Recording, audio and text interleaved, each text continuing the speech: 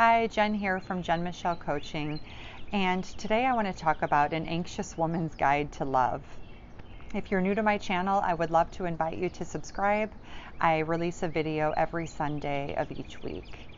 And I get a lot of questions from women, what do I do with this anxiety or this fear or this abandonment trigger that gets activated when it comes to intimacy and love? And this applies across the board, whether it be in dating, even as early as the first or second date, and well into a relationship at the first sign of a partner being distant or pulling away, or same thing within a marriage. And so how do I handle this anxiety when it shows up in any stage of love?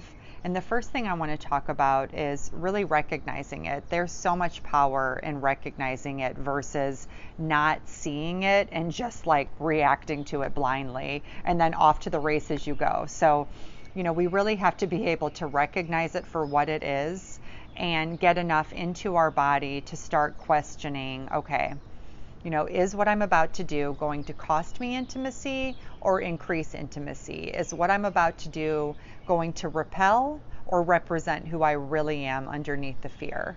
And so we want to really keep in mind our own level of confidence and self-worth always, and have enough grounding and centering to say, I'm just not going to compromise my dignity or my self-respect or do anything that is going to lead to feelings of shame and a lack of peace within myself.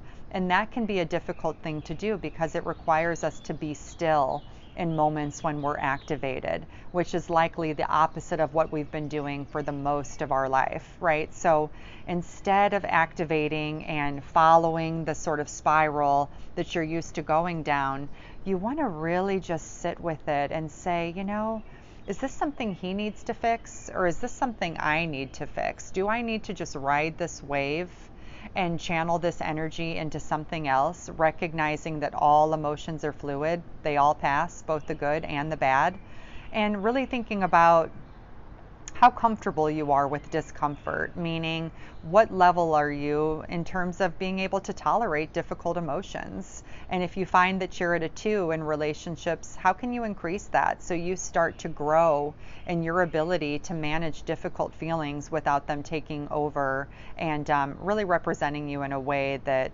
doesn't do you justice and doesn't show all of the beauty and the truth of who you really are underneath those negative emotions.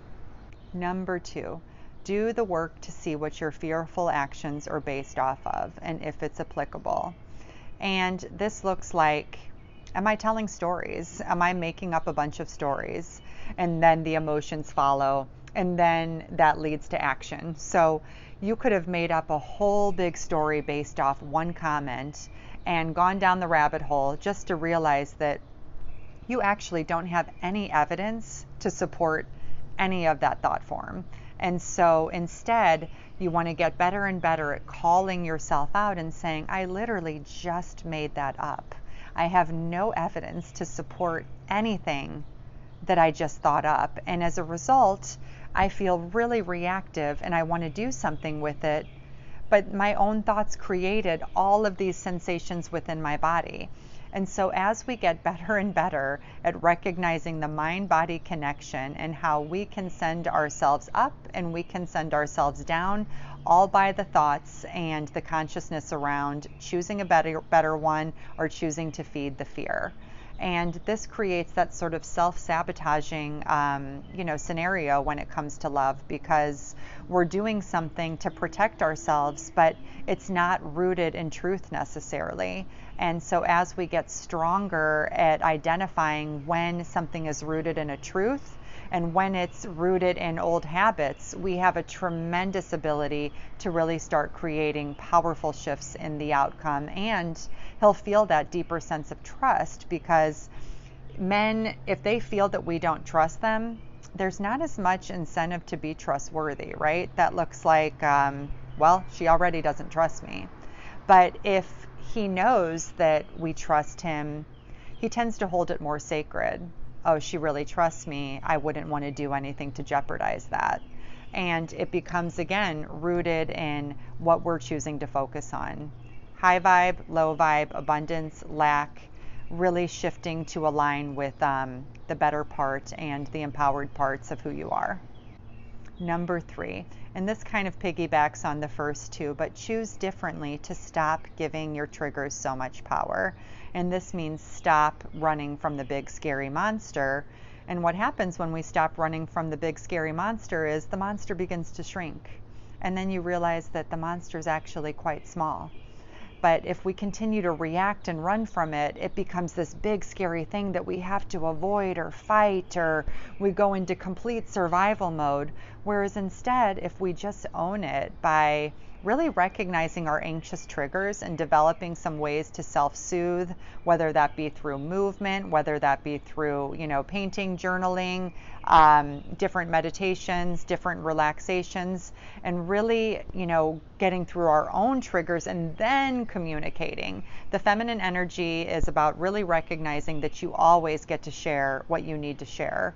You always get to speak your truth and say what's on your mind, but it's about timing and recognize, is what I'm about to say, is what I'm about to say going to be received, or am I so activated and so charged with so many edges right now, is it only going to cause further conflict? And so being able to really allow those triggers to pass and facing the root of those really intense emotions by getting comfortable again with being uncomfortable will grow your resiliency and tolerance to face the truth of what's activating you, and then sharing from a surrendered space with him what activated you and why, and then increasing that ability to build intimacy versus decrease it in those times of triggers, anxiety, and conflict.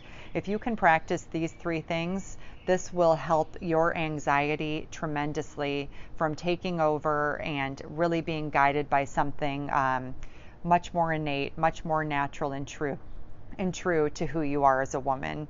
Just really releasing all of the stuff that no longer serves you. So I would love to hear how this, suits you and applies to your life.